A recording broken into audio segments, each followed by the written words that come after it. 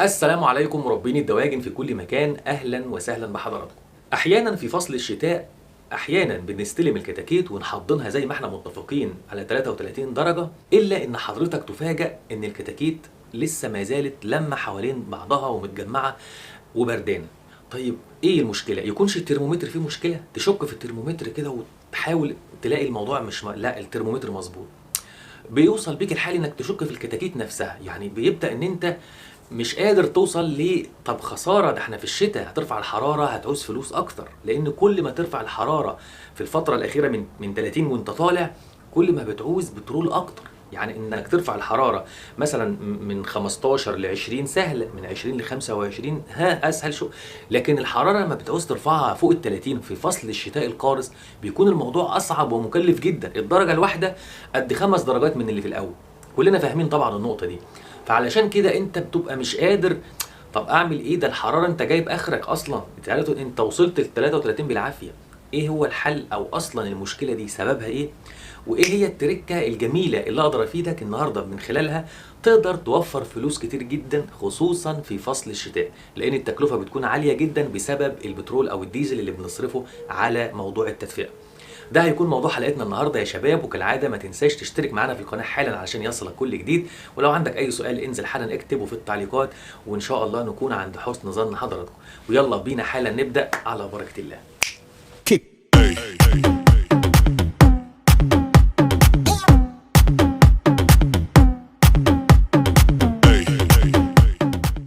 اهلا وسهلا بحضراتكم.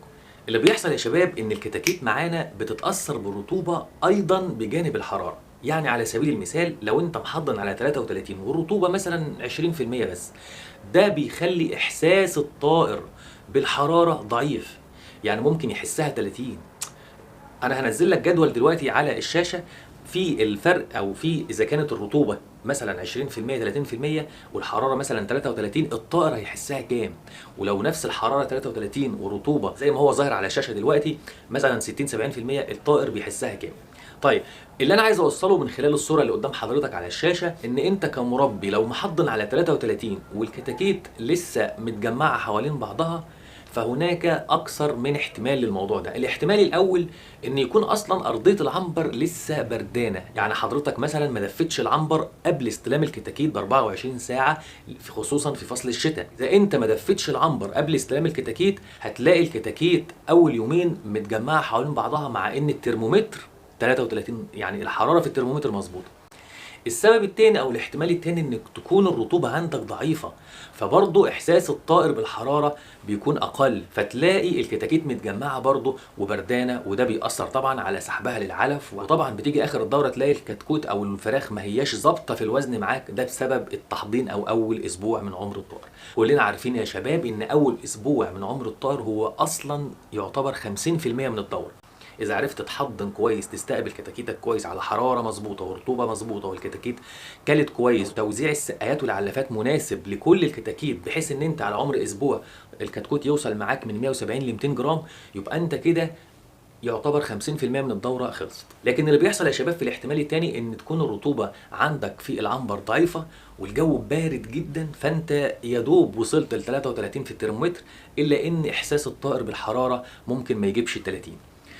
التركه بقى اللي عايز افيدك من خلالها، او الحلقه دي هتفيدك انت ازاي ماديا وبشكل جميل جدا خصوصا في فصل الشتاء، ان احنا ممكن اخرنا في فصل الشتاء الحراره بتكون طبعا الجو بيكون قارس، فانت ممكن توصل ل 30، الحراره ممكن توصلها ل 30 وتستلم كتاكيتك وتحضنها عادي ما فيهاش مشكله.